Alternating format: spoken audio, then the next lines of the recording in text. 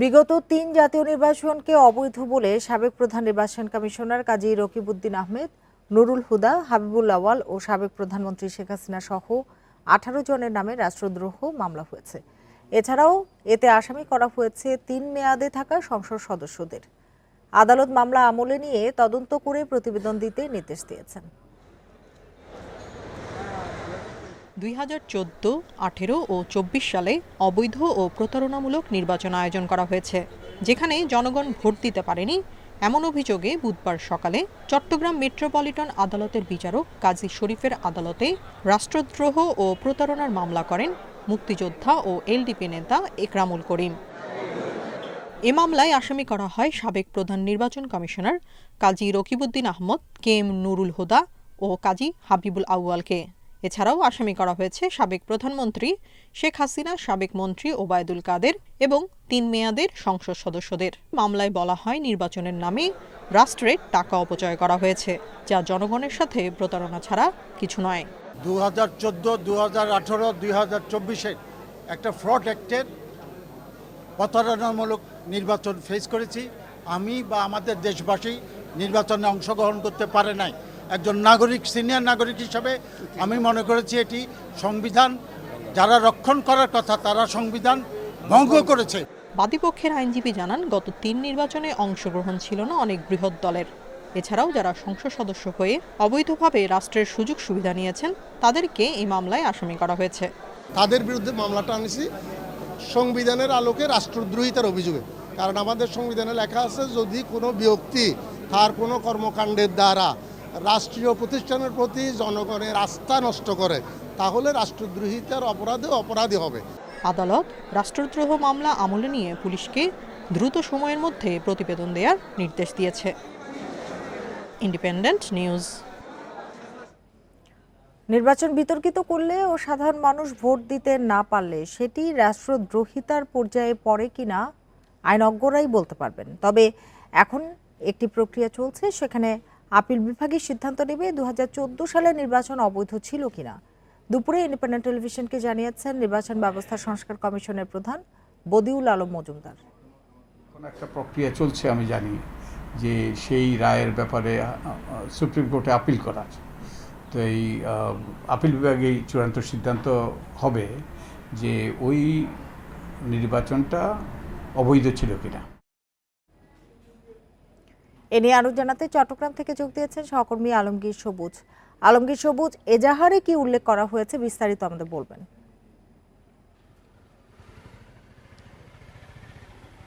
এজাহারে আসলে আমরা যেটা বলা হয়েছে সেটা এতক্ষণ যেটা প্রতিবেদনে শুনছিলাম সেটাই। সেখানে বলা হচ্ছে 2014, 18 এবং 2024 সালে যে ভোটারবিহীন যে প্রহসনের নির্বাচন হয়েছে, তারা সেখানে বলছে জনগণের অংশগ্রহণবিহীন প্রহসনের জাতীয় সংসদ নির্বাচন আয়োজন ও সংবিধানের রক্ষণ, সমর্থন ও নিরাপত্তা বিধানের শপথ ভঙ্গ করে অনির্বাচিত ব্যক্তিদের সংসদ সদস্য ঘোষণা করা হয়েছে বলে অভিযোগ আনা হয়েছে। এবং সেটার জন্য যে মামলাটা হয়েছে সেটা তারা বলছে রাষ্ট্রদ্রোহ এবং প্রতারণার অভিযোগ আনা হয়েছে। এ প্রসঙ্গে আসলে অনেকেই আদালতে আমরা প্রশ্ন করেছিলাম, যিনি বাদীপক্ষের আইনজীবী তাকে কফিলউদ্দিন, ওনাকে প্রশ্ন করেছিলাম। আপনারা জানেন যে এই মামলার বাদী হচ্ছেন একজন এলডিপি নেতা, যিনি মুক্তিযোদ্ধা এবং একসময় তিনি বিএনপির রাজনীতির সাথে জড়িত ছিলেন, চট্টগ্রাম মহানগর বিএনপির সাধারণ সম্পাদক ছিলেন। তো আমরা ওনার আইনজীবী যিনি কফিলউদ্দিন আহমেদ, ওনাকে জিজ্ঞেস করেছিলাম এটা রাষ্ট্রদ্রোহ মামলা কিনা। আমরা তো জানি এটা রাষ্ট্রের অনুমতি লাগে।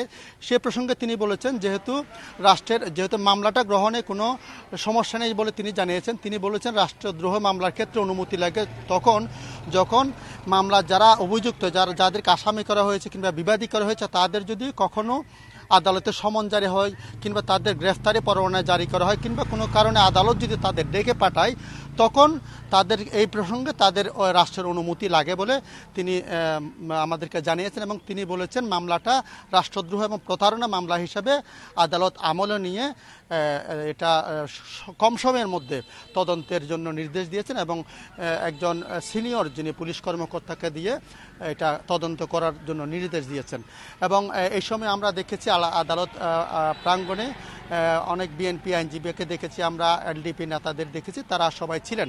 এবং আপনারা জানেন যে এই মামলায় 3টা নির্বাচনের যে প্রধান নির্বাচন কমিশন এবং পুরা নির্বাচন কর্মকর্তা এবং সচিবদেরকে আসামি করা হয়েছে, পাশাপাশি সাবেক প্রধানমন্ত্রী এবং সাবেক মন্ত্রী ওবায়দুল কাদের সহ 18 জনের নাম উল্লেখ করা হয়েছে। এবং তারা বলেছেন যে বিগত যে 3টা সংসদ সদস্যদেরও আসামি করা হয়েছে, তাদের নামগুলি পরে জানানো হবে বলে আমাদেরকে জানিয়েছেন। চট্টগ্রাম থেকে জানাচ্ছিলেন সহকর্মী আলমগীর সবুজ। অনুপস্থিত পুলিশ সদস্যদের আর কাজে যোগদানের সুযোগ দেওয়া হবে না বলে জানিয়েছেন স্বরাষ্ট্র উপদেষ্টা অবসরপ্রাপ্ত লেফটেন্যান্ট জেনারেল জাহাঙ্গীর আলম চৌধুরী। সকালে গাজীপুরের আনসার ও ভিডিপি একাডেমিতে তিনি আরও বলেন, শৃঙ্খলা ভঙ্গকারী পুলিশের বিরুদ্ধে ব্যবস্থা নেওয়া হবে, অপকর্মে জড়িতদের কিছুতেই মাফ করা হবে না। ছাত্র জনতার গণ অভ্যুত্থানে বিতর্কিত ভূমিকার পর অনেকটাই ভেঙে পড়ে পুলিশের কার্যক্রম। ধীরে ধীরে পুলিশি কার্যক্রম শুরু হলেও অনেক পুলিশ সদস্য যোগ দেননি কাজে। সরকারের পক্ষ থেকে কাজে ফেরার সময়সীমাও বেঁধে দেওয়া হয়। তবে পুলিশ সদর দপ্তরের হিসেবে গত 1 আগস্ট 2024 থেকে 17 সেপ্টেম্বর পর্যন্ত বাংলাদেশ পুলিশের 187 জন সদস্য কর্মস্থলে অনুপস্থিত। পুলিশ সদর দপ্তরের পরিসংখ্যান বলছে, অনুপস্থিত কর্মকর্তাদের একজন ডিআইজি, অতিরিক্ত ডিআইজি 7 জন, পুলিশ সুপার 2 জন, অতিরিক্ত পুলিশ সুপার 1 জন, সহকারী পুলিশ সুপার 5 জন, পুলিশ পরিদর্শক 5, এসআই ও সার্জেন্ট 14, এএসআই 9, নায়েক 7 এবং কনস্টেবল 136 জন। অনেক সময় বলে এত বাট সংখ্যা খুবই নগণ্য, বাট এরা বিভিন্ন দুষ্কর্মের সাথে জড়িত, এই জন্যই তারা জয়েন করে নাই। এদের যদি পারেন আপনারাও আমাদের কাছে ধরিয়ে। এছাড়া সরাসরি হত্যায় জড়িতদের শাস্তির আওতায় আনার কথাও জানান স্বরাষ্ট্র উপদেষ্টা। যারা কর্মযোগ এখনো জয়েন করে নাই তাদের আর জয়েন করতে দেওয়া হবে না এবং তাদের ক্ষেত্রে ডিসিপ্লিনারি অ্যাকশন নেওয়া হবে। তাদের থেকে কোনো ধরনের তাদের মাফ করা হবে না। পুলিশ বাহিনীতে শৃঙ্খলা ফেরাতে কিছু সদস্যকে বদলি ও বাধ্যতামূলক অবসরে পাঠানো হয়েছে। নূরে জান্নাত, ইন্ডিপেন্ডেন্ট নিউজ। আওয়ামী লীগের মতো আচরণ করলে ছাত্র জনতা বা বিএনপি কেউই টিকতে পারবে না বলে মন্তব্য করেছেন বিএনপির মহাসচিব মির্জা ফখরুল ইসলাম আলমগীর। দুপুরে ঠাকুরগাঁওয়ের হরিপুরে বিএনপির আয়োজনে এক জনসভায় কথা বলেন তিনি। মির্জা ফখরুল বলেন, সাধারণ মানুষের কাছে দলের গ্রহণযোগ্যতা বাড়াতে হবে, জনপ্রিয় হতে হবে। ছাত্র জনতার আন্দোলনে মুক্ত দেশ ততদিন স্বাধীন থাকবে যতদিন সঠিক আচরণ ধরে রাখা যাবে। এ সময় তিনি আরো বলেন, সনাতন ধর্মাবলম্বী সহ সব সম্প্রদায়ের মানুষ এদেশের আমানত, তাদের সুরক্ষা নিশ্চিতে নেতাকর্মীদের নির্দেশ দেন মির্জা ফখরুল। একই রকম দশা হবে আমাদেরও, তাই না? সেই জন্য আমরা যারা আজকে সংগ্রাম করছি, লড়াই করছি, বিশেষ করে বিএনপির নেতা কর্মী যারা আছে তাদের কাছে আমার আকুণ্ঠ অনুরোধ যে আপনারা নিজেদেরকে মানুষের কাছে প্রিয় বানান। চট্টগ্রাম জগন্নাথ বেগম রোকেয়া ও কবি নজরুল বিশ্ববিদ্যালয়ে নতুন উপাচার্য নিয়োগ দেওয়া হয়েছে। এ বিষয়ে প্রজ্ঞাপন জারি করেছে শিক্ষা মন্ত্রণালয়। চট্টগ্রাম বিশ্ববিদ্যালয়ে উপাচার্য হিসেবে নিয়োগ পেয়েছেন বিশ্ববিদ্যালয়ের রাষ্ট্রবিজ্ঞানের অবসরপ্রাপ্ত অধ্যাপক মোহাম্মদ ইয়াহিয়া আখতার। জগন্নাথ বিশ্ববিদ্যালয়ে উপাচার্য হিসেবে নিয়োগ পেয়েছেন বিশ্ববিদ্যালয়ের সামাজিক বিজ্ঞান অনুষদের সাবেক ডিন অধ্যাপক মোহাম্মদ রেজাউল করিম। রংপুরের বেগম রোকেয়া বিশ্ববিদ্যালয়ের উপাচার্য হিসেবে নিয়োগ পেয়েছেন ঢাকা বিশ্ববিদ্যালয়ের ফলিত গণিত বিভাগের অধ্যাপক মোহাম্মদ শওকত আলী। এছাড়া জাতীয় কবি কাজী নজরুল ইসলাম বিশ্ববিদ্যালয়ের উপাচার্য হিসেবে নিয়োগ পেয়েছেন ঢাকা বিশ্ববিদ্যালয়ের সমাজবিজ্ঞান বিভাগের অধ্যাপক মোহাম্মদ জাহাঙ্গীর আলম।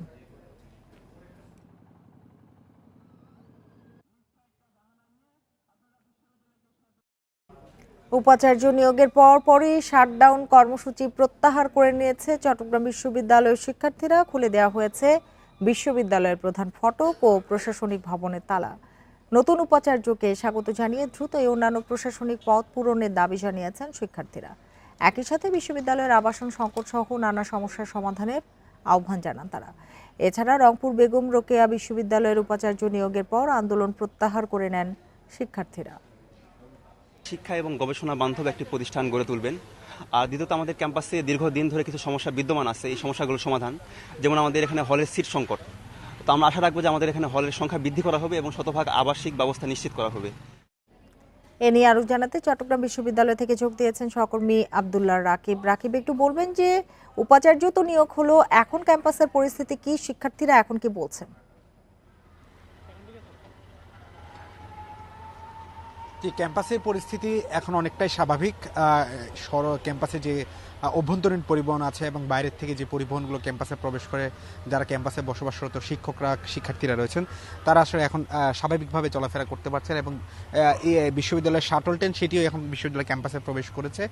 এবং আমরা দেখেছি শিক্ষার্থীরা যখন প্রজ্ঞাপনটা জারি হয়, প্রজ্ঞাপন জারি হওয়ার পরেই তারা আসলে কিছুটা দ্বিধাদ্বন্দ্বে ছিল। তারা বলছিলেন যে প্রভিসি নিয়োগও তারা দাবি জানিয়েছেন, দুজন প্রভিসি, সেই দুজন প্রভিসি নিয়োগ হয়নি দেখে তারা কিছুটা প্রথম দিকে হতাশ হয়েছিল। পরবর্তীতে তারা নিজেরাই সিদ্ধান্ত নিয়ে তারা পরবর্তীতে বিশ্ববিদ্যালয়ের প্রধান ফটকটি খুলে দেয় এবং তারা বলছেন তারা শীঘ্রই, যেহেতু উপাচার্য নিয়োগ হয়েছে, একটি সংকট সেটির একটি অবসান হলো এবং যেটি আসলে গত 1 মাস ধরেই বিশ্ববিদ্যালয়ে একেবারে প্রশাসনিক অচল অবস্থা তৈরি হয়েছিল। বিশ্ববিদ্যালয়ের উপাচার্য থেকে শুরু করে প্রশাসনিক অন্যান্য যেসব পদ ছিল সবগুলোই একেবারে শূন্য ছিল। ফলে বিশ্ববিদ্যালয়ের যেহেতু উপাচার্য নিয়োগ হয়েছে, সেক্ষেত্রে অন্যান্য পদগুলো এখন স্বাভাবিকভাবে নিয়োগ শুরু হবে।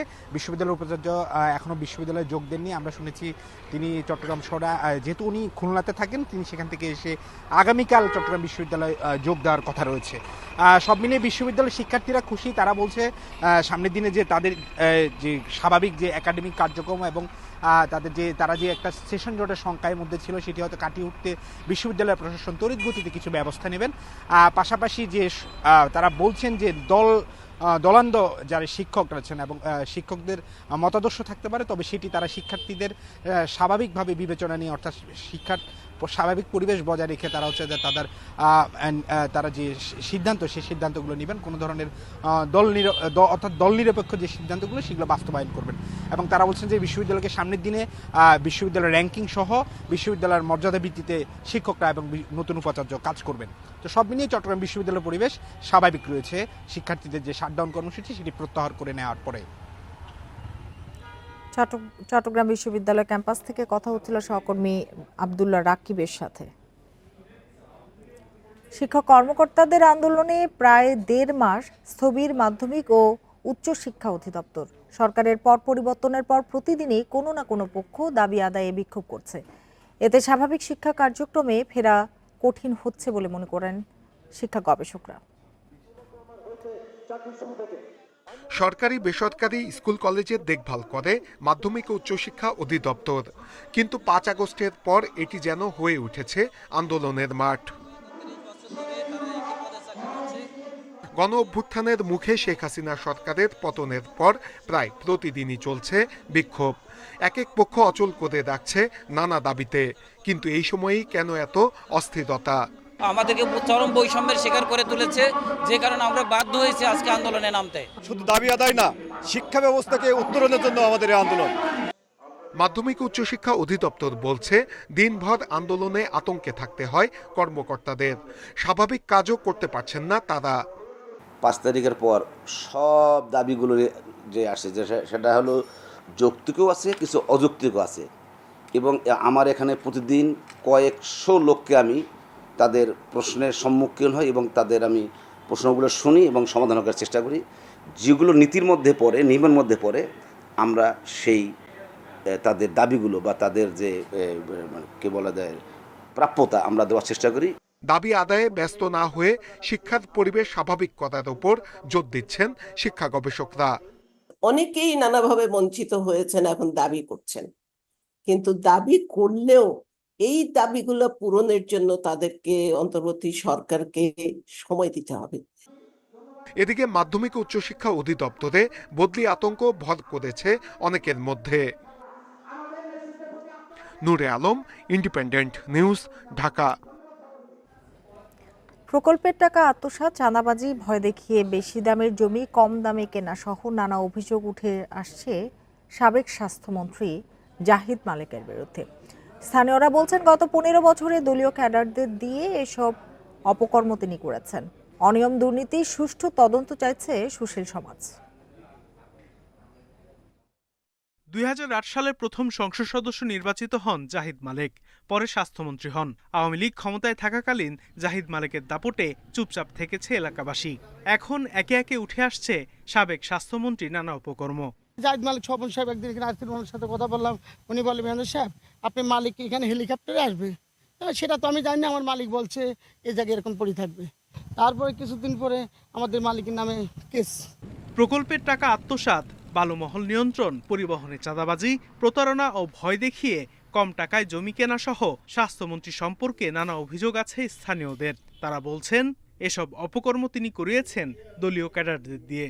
গড়েছেন 10 তলা ভবন, ডুপ্লেক্স বাড়িসহ বিপুল সম্পদ। প্রজেক্টের জমি জমা জোর করে কিনে নিচ্ছে, জোর করে বালি ভরাট করছে, নালি জমির কৃষি জমি 3 ফসলি জমি। ওনারা তো আমাদের ভয় দেখাইছে, বলছে যে পিছনেও নিয়ে যাইতেছি, সামনের জায়গাও নিয়ে যাইতেছি, তোমরা মাঝখানে পড়ে যাবা, ফ্যাক্টরি দিলে সমস্যায় পড়ে যাবা।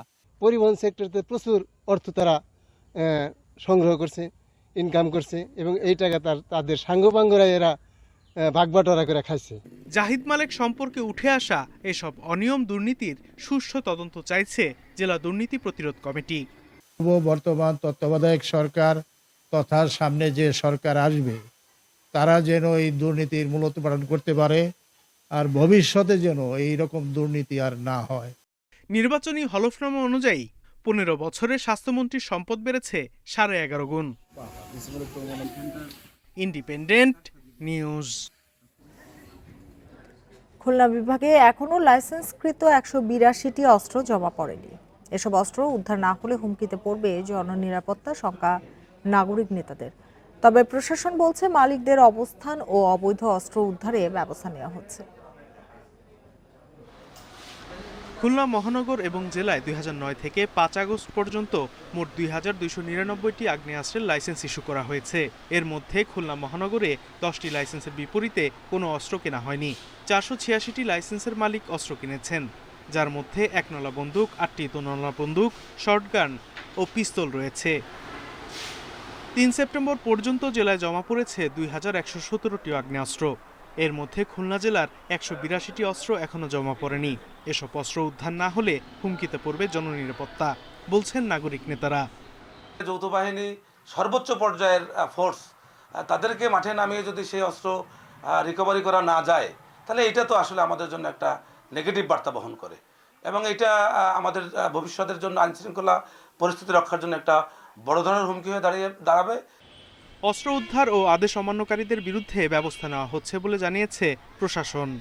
যেহেতু 3 তারিখের মধ্যে জমা পড়েনি, সেগুলোর ব্যাপারে আমরা খোঁজখবর নিচ্ছি যে এগুলো কোথাও জমা পড়ছে কিনা অথবা কেন জমা করে নেই, সেগুলো তথ্য নিয়ে আমরা এটা উদ্ধার করার জন্য অভিযানের জন্য আমাদের পরিকল্পনা আছে। যখন আমরা সমস্ত প্রসেস অ্যাডজাস্ট করব, সব জায়গা থেকে যদি নেগেটিভ রিপোর্ট আসে তাহলে অস্ত্র আইনে যে আর্মস অ্যাক্ট অনুসারে যে ব্যবস্থা গ্রহণ করার কথা আইনানুগ সেই ব্যবস্থা আমরা গ্রহণ করব। গত 15 বছরে লাইসেন্স স্থগিত করে অন্তর্বর্তী সরকার অস্ত্র ও গোলাবারুদ জমা দেওয়ার সময় বেঁধে দিলেও অনেক প্রভাবশালী জমা দেননি। Independent News. চাঁপাইনবাবগঞ্জে আবুল হোসেন বাবু নামে এক ব্যক্তিকে ক্রসফায়ারের নামে হত্যার অভিযোগে র্যাবের সাবেক মহাপরিচালক বেনজির আহমেদ, পুলিশের সাবেক মহাপরিদর্শক শহীদুল হক সহ 5 জনের নামে দায়ের করা মামলা পিবিআইকে তদন্তের নির্দেশ দেওয়া হয়েছে। চাঁপাইনবাবগঞ্জের গোমস্তাপুর আমলি আদালতের বিচারক অতিরিক্ত chief judicial magistrate Mohammad Abu Taleb এ নির্দেশ দেন। আদালত আগামী 8ই নভেম্বর মামলার পরবর্তী শুনানির দিন ধার্য করেন। এ সময়ের মধ্যে তদন্ত প্রতিবেদন জমা দেওয়ার নির্দেশ দেওয়া হয়েছে পিবিআইকে। 2018 সালের 5 সেপ্টেম্বর প্রকাশ্যে বাস থেকে নামিয়ে আবুল হোসেনকে তুলে নিয়ে যায় র্যাব পুলিশ সদস্যরা। পরদিন রহনপুর উপজেলা স্বাস্থ্য কমপ্লেক্সে তার গুলিবিদ্ধ মরদেহ পাওয়া যায়। এ ঘটনায় 12 সেপ্টেম্বর আদালতে মামলা করেন আবুল হোসেনের স্ত্রী জুলেখা বেগম। 8/11/2024 ধার্য তারিখের মধ্যেই ওনারা তদন্ত করে রিপোর্ট দাখিল করার জন্য বিজ্ঞ আদালত নির্দেশ দিয়েছেন। আমরা আশা করি এই সময়ের মধ্যে অবশ্যই উনি তদন্ত করবেন এবং এটাও আশা করি যে বর্তমানে বাংলাদেশে আর যেন এ ধরনের কোনো ঘটনা না ঘটে। একজন লক্ষ্মীপুরে বৈষম্য বিরোধী ছাত্র আন্দোলনে হামলা ও গুলি করার ঘটনায় সাবেক এমপি গোলাম ফারুক পিঙ্কু ও জেলা যুবলীগের সাবেক সভাপতি ও সদর উপজেলা পরিষদের সাবেক চেয়ারম্যান AKM সালাউদ্দিন টিপু সহ 163 জনের নামে মামলা করা হয়েছে। মামলায় অজ্ঞাত আরও 350 জনকে আসামি করা হয়। দুপুরে সদর থানার ভারপ্রাপ্ত কর্মকর্তা মোহাম্মদ ইয়াসিন ফারুক মজুমদার বিষয়টি নিশ্চিত করেন। এর আগে মঙ্গলবার দুপুরে হামলায় গুলিবিদ্ধ আল সবুজ ভুইয়া নামে একজন মামলাটি দায়ের করেন। 4 আগস্ট শহরে বৈষম্য বিরোধী ছাত্র আন্দোলনে সাবেক এমপি গোলাম ফারুক পিঙ্কুর নির্দেশ ও AKM সালাউদ্দিন টিপুর নেতৃত্বে ছাত্র জনতার উপর হামলা ও এলোপাতাড়ি গুলিবর্ষণ করা হয়। এতে 4 শিক্ষার্থী নিহত হন, আহত হন 500-র বেশি।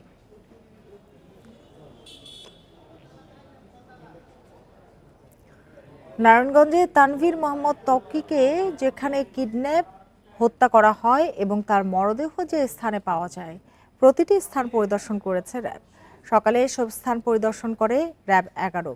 প্রথমে আল্লামা ইকবাল রোডে অবস্থিত আজমেরি ওসমানের বাসার পাশের একটি ভবন ও উইনার ফ্যাশন পরিদর্শন করেন তারা।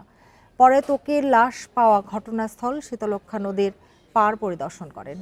পরে র্যাব 11 এর কমান্ডিং অফিসার তানভীর মাহমুদ পাশা বলেন, তদন্তের শুরুতে বেশ কিছু অগ্রগতি ছিল, মাঝখানে কিছুদিন স্থবির হয়ে থাকার পরে পুনরায় তদন্তে গতি পেয়েছে। র্যাবের হেডকোয়ার্টার্সের তদন্ত শাখা ও গোয়েন্দা শাখা সহযোগিতা করছে বলে জানান তিনি। গত 10 দিনে এ হত্যা মামলায় জড়িত থাকার অভিযোগে 5 জনকে গ্রেপ্তার করে র্যাব। তারই ধারাবাহিকতায় আমাদের এই বর্তমান অ্যারেস্টসমূহ। আজকে আমরা এসেছি এখানে ত্বকীরকে যে কিডন্যাপ করা হয়, তাকে যেখানে হত্যা করা হয় এবং যেখানে লাশ ফেলা হয়, যেখানে লাশ পাওয়া যায়, প্রতিটা জায়গায় আমরা ভিজিট করছি এই তদন্তের স্বার্থেই। গোপালগঞ্জের মকসুদপুরে বিদ্যুৎ সংযোগ বিচ্ছিন্ন করাকে কেন্দ্র করে দুপক্ষের মধ্যে সংঘর্ষে একজন নিহত হয়েছেন। এ ঘটনায় আহত হয়েছেন আরও 5 জন। মঙ্গলবার রাতে মকসুদপুর উপজেলার মহিষতুলি গ্রামে এ সংঘর্ষের ঘটনা ঘটে। পুলিশ জানায়, বিদ্যুৎ সংযোগ বিচ্ছিন্ন করাকে কেন্দ্র করে ওই গ্রামের সুদীপ মৌলিক ও মিলন মণ্ডলের মধ্যে কথা কাটাকাটি ও হাতাহাতির ঘটনা ঘটে। এক পর্যায়ে তাদের মধ্যে সংঘর্ষ শুরু হয়। এতে ঘটনাস্থলে সতীশ রায় ঠাকুর নামের একজন নিহত হন। ঘটনার পর থেকে পলাতক গ্রামের অনেকে।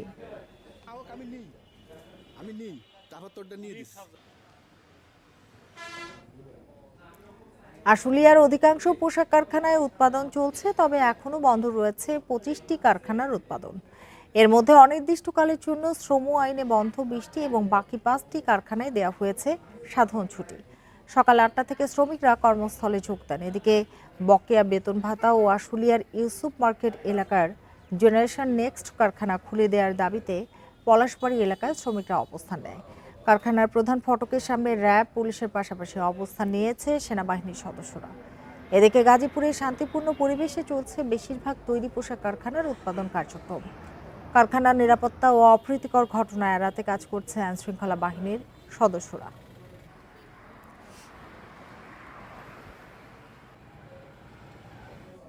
হিলিতে ভারত থেকে কম মূল্যে পেঁয়াজ আমদানি শুরু হলেও খোলা বাজারে তেমন প্রভাব নেই।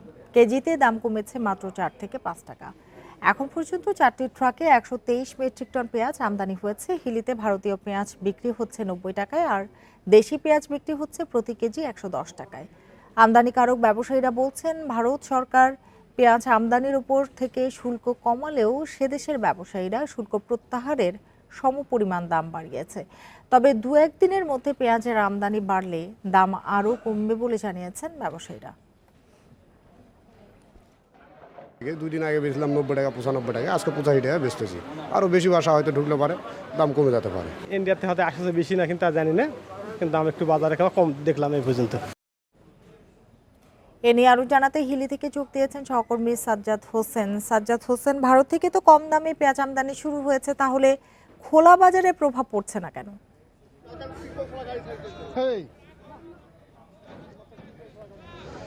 জি, আপনি জানেন যে গতকাল থেকে কম দামে এবং কম শুল্কে ভারত থেকে পেঁয়াজ আমদানি শুরু হয়েছে।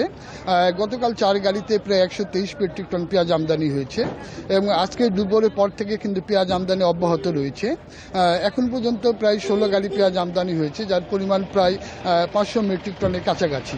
তো আমি বন্দরে রয়েছি, এখানে কিন্তু পেঁয়াজ বেচা কেনা হয়। তো আমি দেখছি এখানে এখনো কিন্তু বেচা কেনা শুরু হয়নি, হয়তো 2-1টা গাড়ি বেচা কেনা হচ্ছে। তো তারা কিন্তু পূর্বে করে যে 85 টাকা সেই দামটি কিন্তু চাইছেন। আর সাধারণ ক্রেতারা বলছেন যে আসলে ভারত সরকার শুল্ক কমিয়েছে এবং রপ্তানি মূল্য কমিয়েছে, সেই ক্ষেত্রে কিন্তু পেঁয়াজের দামটা কেন কমছে না। তো আমদানিকারকরা বলছেন যে আসলে ভারত যে শুল্ক কমিয়েছে সেটার 16 টাকা যে শুল্কটা কমিয়েছে এবং সেখানকার যে আড়ত বা মন্ডি রয়েছে সেখানে কিন্তু অলরেডি কিন্তু 20 টাকা তারা বাড়িয়ে দিয়েছেন। এই বাড়ানোর কারণেই কিন্তু যে কম শুল্কের সেটা কিন্তু সুবিধা আমদানিকারকরা পাচ্ছেন না। তবে আমদানিকারকরা একটা আশার বাণী শোনাচ্ছেন যে আসলে পেঁয়াজের আমদানিটা বাড়া শুরু হয়েছে। গতকালকে 4 গাড়ি হয়েছে, এখন পর্যন্ত 16 গাড়ি পেঁয়াজ আমদানি হয়েছে এবং আরও সন্ধ্যা পর্যন্ত আমদানি হবে। অর্থাৎ পেঁয়াজের আমদানিটা যখন বৃদ্ধি পাবে তখন কিন্তু বাজারটা এমনিতেই কমে আসবে। তো তারা আশা করছেন যে 2-1 দিনের ভিতরে পেঁয়াজের আমদানি আরও বৃদ্ধি পাবে এবং সেক্ষেত্রে পেঁয়াজটার দাম মোটামুটি 15 থেকে 20 টাকা কমে আসবে। অর্থাৎ সাধারণ ক্রেতারা 70 থেকে 75 টাকার মধ্যে কিন্তু তারা ভালো মানের পেঁয়াজ কিনতে পারবেন। একটি বিষয় আপনাকে জানিয়ে রাখি যে হিলি স্থলবন্দর দিয়ে মূলত যে পেঁয়াজ আমদানি হয় সেটিকে কিন্তু দুটি ভাগে ভাগ করা হয়। যেটি ভালো কোয়ালিটি সেটা কিন্তু 80 থেকে 85 টাকার মধ্যে বিক্রি করা হয়, আর যেটি একটু মান খারাপ সেটি কিন্তু আসলে 10 থেকে 15 টাকা আরও কমে বিক্রি হয়। তো আমরা দেখছি যে যেগুলো মান একটু খারাপ সেগুলো কিন্তু 70-75 টাকার মধ্যে বিক্রি হচ্ছে এবং ভালো যেটি মান সেটা কিন্তু আজকে বিক্রি হচ্ছে 84 থেকে 85 টাকার মধ্যে। তো আমদানিকারকরা বলছেন যে আগামী 2-1-এর মধ্যে পেঁয়াজের আমদানি বাড়বে এবং অলরেডি কিন্তু পেঁয়াজের দামটা কমে আসবে। এই ছিল হিলি থেকে সর্বশেষ অবস্থা। পেঁয়াজ আমদানির বিষয়ে হিলি স্থলবন্দরের খবর জানাচ্ছিলেন সহকর্মী সাজ্জাদ হোসেন। শেরপুর ও চাঁদপুর কেবল এই 2 জেলাতে কাঁচা রাস্তা আছে 3500 কিলোমিটারের ওপরে, আর চুয়াডাঙ্গা পৌরসভার ভেতরে কাঁচা রাস্তা 119 কিলোমিটার। এছাড়া শহরের বেশিরভাগ পাকা সড়ক চলাচলের অনুপযোগী হয়ে পড়েছে। পর্যায়ক্রমে সব সড়ক উন্নয়নের আশ্বাস কর্তৃপক্ষের। শেরপুর সদরের কামারেরচর ইউনিয়নের 6 নম্বর চর গ্রামের এই রাস্তাটির মতো জেলায় কাঁচা সড়ক আছে 1400 কিলোমিটার। এলজিডির অধীন এসব রাস্তা দীর্ঘদিনেও পাকা হয়নি। দুর্ভোগ পোহাচ্ছেন কয়েক লাখ মানুষ। 7-8 বছর বয়স হইতে আমরা বুড়া হয়ে গেলাম, কিন্তু আমরা রাস্তাটা এখনো পাইলাম না। ছাত্ররাই চলে যাইতে পারে না, মরিচ টরিচ কোনো কিছু বাজারও নিতে পারি না। এলজিডির কর্মকর্তারা জানান বিভিন্ন প্রকল্পের আওতায় সব সড়ক পর্যায়ক্রমে উন্নয়ন করা হবে। একটা প্রকল্প হাতে নেওয়া হয়েছে, প্রায় 600 কোটি টাকার প্রকল্প। এই প্রকল্পটা যদি অনুমোদন হয় একনাকে, তাহলে এলজিডির যে ছোটখাটো যে রাস্তাগুলি আছে, ভিলেজ রোড যেগুলি আছে গুরুত্বপূর্ণ, সেগুলি পাকা হয়ে যাবে। চাঁদপুরের লাউকড়া মুক্তিযোদ্ধা সড়ক সংলগ্ন এই রাস্তাটি জনগুরুত্বপূর্ণ, তবে পাকা হয়নি। জেলায় এলজিডির অধীন এমন কাঁচা সড়ক আছে 2000 কিলোমিটারের উপরে। বৃষ্টি বাদল হলে এখান দিয়ে যাতায়াত করাটা অনেক কষ্টকর হয়ে যায়। রাস্তা এত খারাপ যে গাড়ি এদিকে সেদিকে হেলে দুলে, এরপরে গাড়ি থেকে নাইমা বড় বড় গর্তগুলো পার হইতে হয়। এদিকে চুয়াডাঙ্গা পৌরসভার 143 কিলোমিটার পাকা সড়কের অধিকাংশ খানাখন্দে ভরা, প্রায়ই ঘটছে ছোট বড় দুর্ঘটনা। যে সমস্ত ছাত্রছাত্রী আছে তারা সাইকেল নিয়ে আসা যাওয়া করে, মানে ভাঙার কারণে অনেক সময় আমাদের ছাত্রছাত্রী সাইকেল থেকে পড়েও যায়। 3 জেলার এসব কাঁচা ও পাকা সড়ক উন্নয়নে এলজিডি ও পৌর কর্তৃপক্ষের কাছে দাবি জানিয়েছেন স্থানীয়রা। তাপস সরকার, ইন্ডিপেন্ডেন্ট নিউজ। ফেনীতে শিক্ষকের বেতের আঘাতে 4র্থ শ্রেণীর ছাত্র মাহিদুল হাসানের ডান চোখ নষ্ট হয়ে যাওয়ার অভিযোগ উঠেছে। এ ঘটনায় 96 দিনেও অভিযুক্ত শিক্ষকের বিরুদ্ধে কোনো ব্যবস্থা নেওয়া হয়নি। সকালে ছাত্রের বাবা সংবাদ সম্মেলনে জানায়, গত 14 মে ফেনীর দাগনভূঞা উপজেলার ওয়াজেরিয়া সরকারি প্রাথমিক বিদ্যালয়ে সহকারী শিক্ষক তাপস মজুমদার অঙ্ক ভুলের কারণে তার ছেলেকে বেত দিয়ে আঘাত করে। এতে সে অসুস্থ হয়ে পড়লে তাকে উদ্ধার করে দাগনভূঞা উপজেলা স্বাস্থ্য কমপ্লেক্সে নিয়ে যাওয়া হয়। পরে মাহিদুলকে একাধিক হাসপাতাল হয়ে রাজধানীর জাতীয় চক্ষু বিজ্ঞান ইনস্টিটিউটে পাঠানো হয়। এ ঘটনায় ক্ষতিপূরণ ও অভিযুক্ত শিক্ষকের শাস্তির দাবি জানান আহত ছাত্রের বাবা রিয়াজুল হক। আলো দেখার জন্য স্কুলে পাঠাই, এখন আমার ছেলের চোখের আলো এই দুনিয়া থেকে সরে গেছে। চক্ষু বিজ্ঞান ইনস্টিটিউটে নিতে বলেন, সেখানে 1.5 মাস চিকিৎসা দেওয়ার পর তারা জানান ডান চোখ আর ভালো হবে না, চোখের মনি। হবিগঞ্জ জেলা আওয়ামী লীগের যুগ্ম সাধারণ সম্পাদক ও হবিগঞ্জ পৌরসভার সাবেক মেয়র আতাউর রহমান সেলিমকে কারাগারে পাঠানো হয়েছে। দুপুরে Habiganj senior judicial magistrate Fakhrul ইসলামের আদালতে হাজির করলে সরাসরি তাকে কারাগারে পাঠানোর নির্দেশ দেন বিচারক। এর আগে মঙ্গলবার সন্ধ্যায় তাকে ঢাকা থেকে গ্রেপ্তার করে র্যাব। সকালে হবিগঞ্জ সদর মডেল থানায় হস্তান্তর করে। পরে পুলিশ তাকে আদালতে হাজির করে।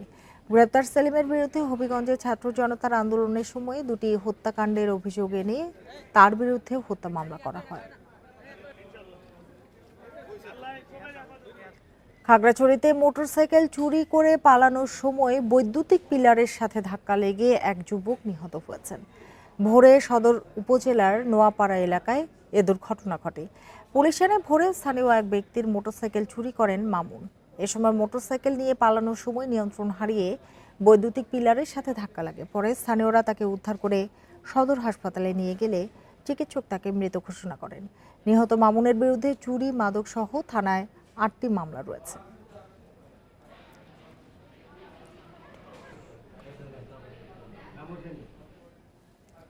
পার্বত্য চট্টগ্রাম চুক্তির পূর্ণাঙ্গ বাস্তবায়ন সহ 8 দফা দাবিতে মার্চ ফর আইডেন্টিটি কর্মসূচি পালন করেছে সংঘাত বৈষম্য বিরোধী পাহাড়ি ছাত্র আন্দোলন। সকালে খাগড়াছড়ি সরকারি কলেজ মাঠে এই কর্মসূচির আয়োজন করা হয়। পরে একটি মিছিল শহরের বিভিন্ন সড়ক ঘুরে জেলা প্রশাসকের মাধ্যমে প্রধান উপদেষ্টা বরাবর স্মারকলিপি প্রদান করে। এ সময় বক্তারা বলেন, অবিলম্বে বাংলাদেশের প্রথম ও দ্বিতীয় শ্রেণীর সরকারি চাকরি সহ সকল গ্রেডে চাকরিতে 5% আদিবাসী কোটা বহাল রাখা, আদিবাসীদের সাংবিধানিক স্বীকৃতি প্রদান সহ 8 দফা দাবি জানান। সমাবেশে জেলার বিভিন্ন উপজেলা শিক্ষা প্রতিষ্ঠানের কয়েক হাজার শিক্ষার্থী অংশগ্রহণ করেন।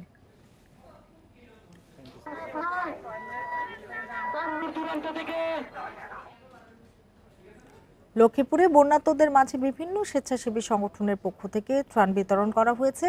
সকালে শহরের দারুল উলুম ফাজিল মাদ্রাসা মাঠে একটি এনজিও সংস্থার উদ্যোগে 500 মানুষের মধ্যে ত্রাণ সামগ্রী বিতরণ করা হয়। এছাড়াও দিনব্যাপী জেলা বিএনপির পক্ষ থেকে সদর উপজেলার বিভিন্ন স্থানে বিনামূল্যে চিকিৎসা কার্যক্রম ও ত্রাণ বিতরণ করেন দলের যুগ্ম মহাসচিব শহীদ উদ্দিন চৌধুরী আনি। দুর্গত বিভিন্ন এলাকায় বিশুদ্ধ পানি, ওষুধ ও শুকনো খাবার পৌঁছে দেয় বিভিন্ন স্বেচ্ছাসেবী সংগঠন।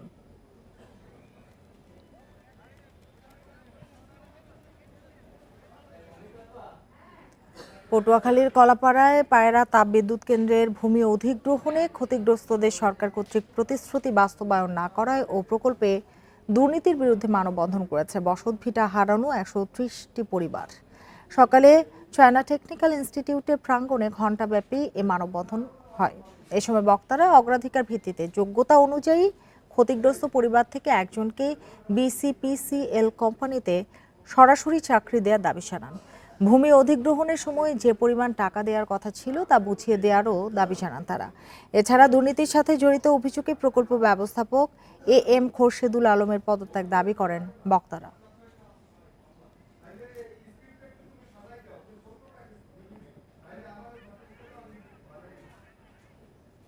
আওয়ামী লীগ সরকারের পতনের পর ভারতীয় ঠিকাদারি প্রতিষ্ঠান চলে যাওয়ায় বন্ধ হয়ে পড়েছে ব্রাহ্মণবাড়িয়ার আখাউড়া আশুগঞ্জ সড়কের কাজ।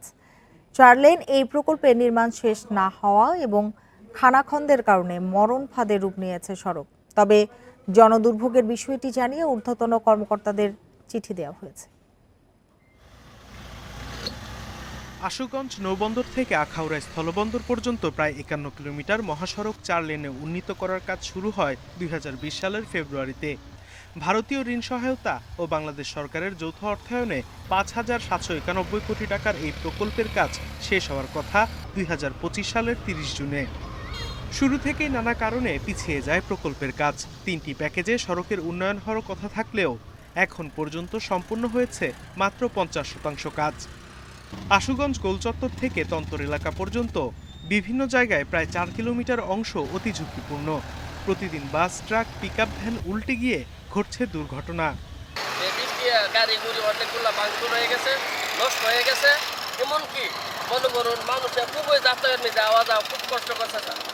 সরকার পতনের পর প্রকল্পের ভারতীয় ঠিকাদারি প্রতিষ্ঠান এফকন ইনফ্রাস্ট্রাকচার লিমিটেডের কর্মকর্তা কর্মচারীরা চলে যায়। এতে থেমে গেছে কাজ। এখন সাময়িক মেরামতের প্রয়োজন 15 কোটি টাকা।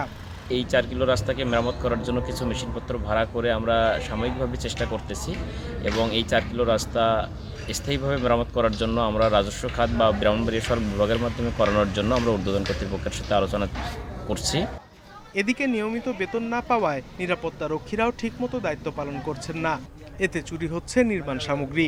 গত মাসের বেতনই দিচ্ছে না, এখনো ফোন দেই, টেলিফোনে ধরে না। তো এখন এই সিকিউরিটির দায়িত্ব এটা কে পালন করবে? এইগুলা মাল চুরি হইতেছে, রাত্রেবেলা চুরি হইতেছে, দিনের বেলা চুরি হইতেছে।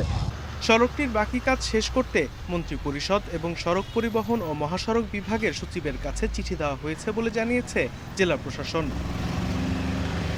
Independent news. চট্টগ্রামের দামপাড়ায় এলিভেটেড এক্সপ্রেসওয়ে র্যাম্প নির্মাণ বন্ধের দাবিতে বিক্ষোভ করেছে শিক্ষার্থীরা। সকালে বাংলাদেশ মহিলা সমিতি বালিকা উচ্চ বিদ্যালয়ের শিক্ষার্থীরা সড়ক অবরোধ করে বিক্ষোভ করে। বিক্ষোভকারী শিক্ষার্থীদের অভিযোগ, র্যাম্পের পাইলিংয়ের কাজের জন্য নগর জুড়ে যানজটের সৃষ্টি হচ্ছে। এতে সড়কে ভোগান্তিতে পড়তে হচ্ছে শিক্ষার্থী সহ নগরবাসীকে। তাই দ্রুত র্যাম্পের কাজ বন্ধের দাবি তাদের। এ সময় র্যাম্প নির্মাণ বন্ধ না হলে কঠোর আন্দোলনে যাওয়ারও হুঁশিয়ারি দেয় তারা। পরে শিক্ষকদের আশ্বাসে সড়ক অবরোধ তুলে নেয় শিক্ষার্থীরা। প্রায় পৌনে 1 ঘন্টার বিক্ষোভের কারণে সড়কে যানজটের সৃষ্টি হয়।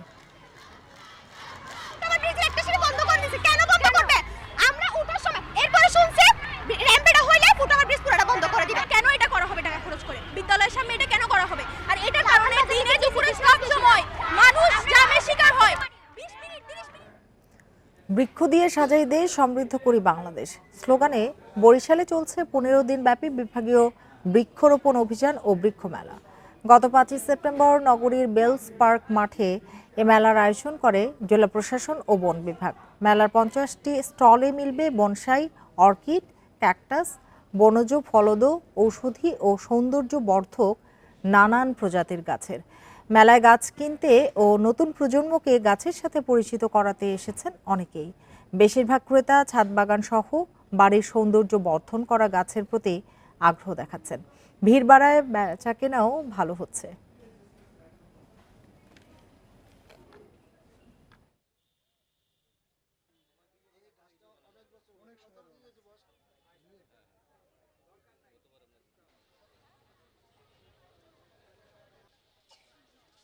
এছাড়াও বিভিন্ন ধরনের গাছ আছে যেগুলো আমরা জানি না, তো সেগুলোর সাথেও পরিচিত হচ্ছি। আর আমার ছোট বেবি আছে, ওকেও বিভিন্ন গাছের সাথে পরিচয় করিয়ে দিচ্ছি। গাছ পরিচর্যার জন্য তথ্য খুবই জরুরি, কারণ নতুন প্রজন্ম এই গাছটি নিয়ে কিভাবে পরিচর্যা করবে সেটা যদি লিফলেট আকারে দেওয়া হতো তাহলে সবার জন্য উপকার হতো। আর এই ছিল এখনকার সংবাদে। ইন্ডিপেন্ডেন্ট টেলিভিশনের সব খবর আরও বিস্তারিত জানতে চোখ রাখুন ফেসবুক, ইউটিউব এবং এক্সে। ধন্যবাদ সবাইকে এতক্ষণ সাথে থাকার জন্য।